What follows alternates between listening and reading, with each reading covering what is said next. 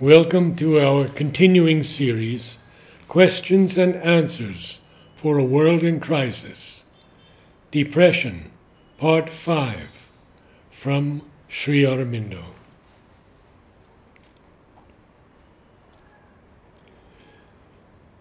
It is indeed good that the psychic intervened and prevented the mind from taking the wrong direction. It is not possible that there should not be stumbles, failures, etc., in the work of self-purification and change, but to feel upset or remorseful over them is harmful rather than helpful. It easily brings depression, and depression brings clouding of the mind and weakness. To observe calmly the wrong movement and its nature. Here it was the tongue that was at fault, and the tongue is always an easily erring member. And to set it right inwardly is always the best way. Calm, especially when the true spiritual calm of the self is there, is the thing that must always be preserved. With that, everything else can be done in time and with the least trouble. Remorse, repentance, is the natural movement of the vital mind when it sees it has done a mistake. It is certainly better than indifference. Its disadvantage is that it disturbs the vital stuff and sometimes leads to depression or discouragement. For that reason, what is usually recommended to the sadhak is a quiet recognition of the mistake, with a sincere aspiration and will that it should not be repeated, or at least that the habit of making such mistakes should soon be eliminated. At a higher stage of development, when the inner calm is established, one simply observes the defects of the nature as defects of a machinery that one has to put right, and calls down the light and force for its rectification. In the beginning, however, the movement of repentance even helps, provided it does not bring discouragement or depression.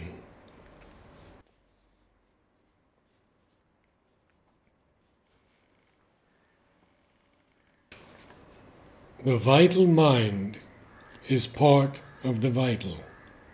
If mind, mental mind, vital mind, physical mind, subconscious mind, does not respond to outer things, depression is possible. The self at one end, the stone at the other, never get into depression.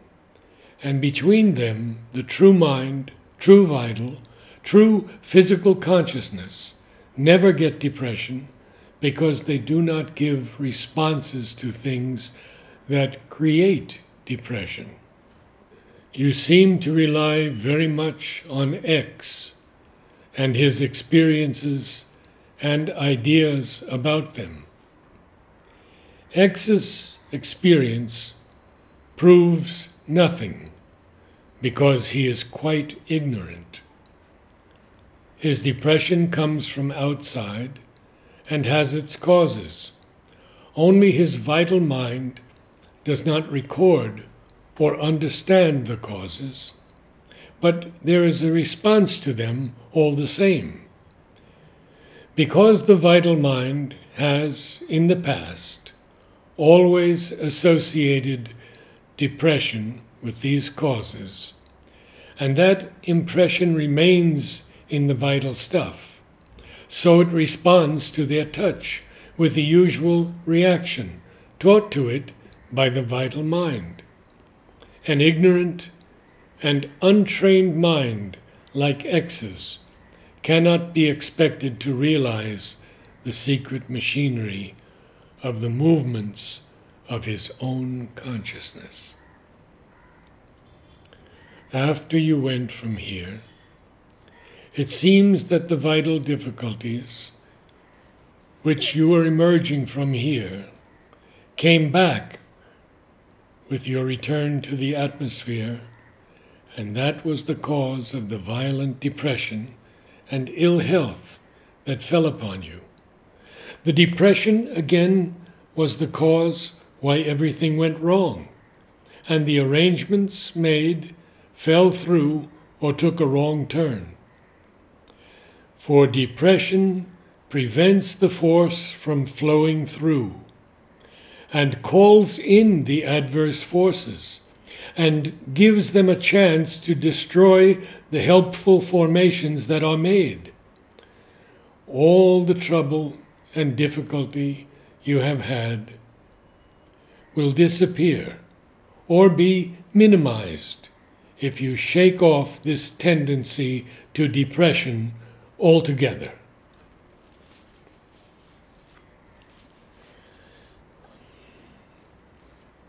However, or from wheresoever it came, the only thing to do with the depression is to throw it out. The gloom and other difficulties come from a resistance of inertia in the lower vital and physical consciousness. What you have to do is to prepare the consciousness by getting rid of the inertia. A sattvic gladness and calm and confidence is the proper temperament for this yoga. Gloom, depression, and weeping should not be indulged in, as they stand in the way of the opening.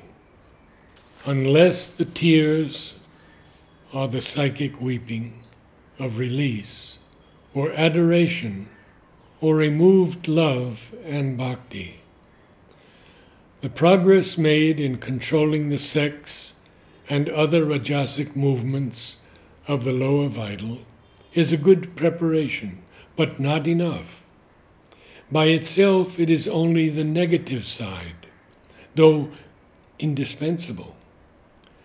Aspire for a positive sattvic opening for strength, for light, for peace, and do not worry or repine if the progress is slow at first, nor grudge the time and labor of preparation necessary before there can be a rapid advance in the yoga. This movement is one that always tries to come when you have a birthday or a darshan, and is obviously a suggestion of forces that want to disturb you and give you a bad birthday or a bad darshan. You must get rid of the idea that it is in any way helpful for sadhana, that is, makes you remember the divine, etc. If it does, it makes you remember the divine in the wrong way, and in addition, brings up the weakness, also depression, self-distrust, etc., etc. This is a very common disease with the sadhaks, making comparisons with feelings of jealousy and envy. In some, it leads to revolt and self-assertion. In others, to self-depreciation and depression. Naturally, these feelings are quite out of place, and the judgments created are out of focus. Each sadhak has his own movement, his own relation with the divine, his own place in the work or the general sadhana, and to compare with others immediately brings in a wrong standard. It is on the truth of his own inner movement that he has to take his base, Swadharma. As for the rest, you have rightly said, I must preserve my equanimity and a faith in divine guidance when falsehood or any trouble or difficulty confronts me. The defect that opened the way to the bodily and other troubles was the faltering in your resolution to conquer the vital and follow the straight and high path, and the consequent violent despair and depression it brought in its wake. Let these disappear altogether, and do not allow them to rise in that way again. The path of spiritual calm and strength, and the consecration of all your forces to the divine, is the one safe way for you, and that you must now consistently follow.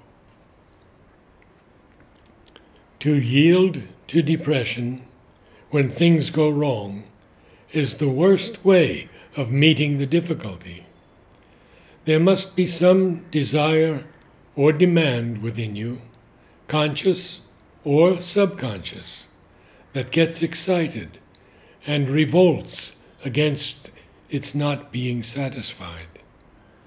The best way is to be conscious of it, face it calmly, and steadily throw it out.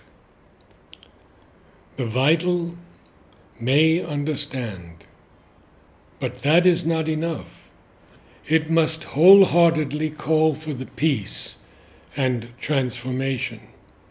There must be a large part of it unable to change its position and give up its moods or its way of receiving things. Otherwise, these depressions could not be so acute. There is no reason why you should not get the peace, but this must change. Evidently, the condition into which you have fallen is due to an upsurging of suppressed elements in the lower vital nature.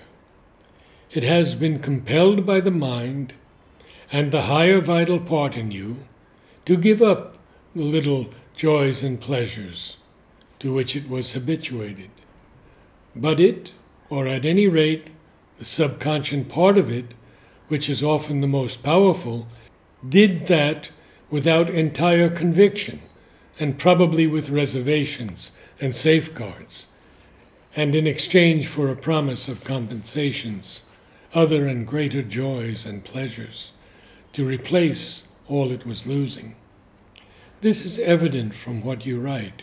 Your description of the nature of the depression, the return of what you call impure thoughts, which are merely indices of the subconscious lower vital desire complex, the doubt thrown upon the generosity of the divine, the demand for compensation for losses, something like striking a bargain with the divine, a quid pro quo pact, are all unmistakable.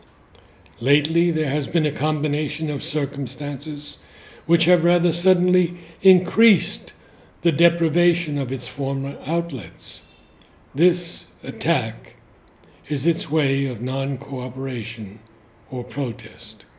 There is only one way to deal with it: to cast the whole thing away, depression, demands, doubts, sex thoughts, the whole undesirable baggage, and have in its place the one true movement, the call for the consciousness and the presence of the divine.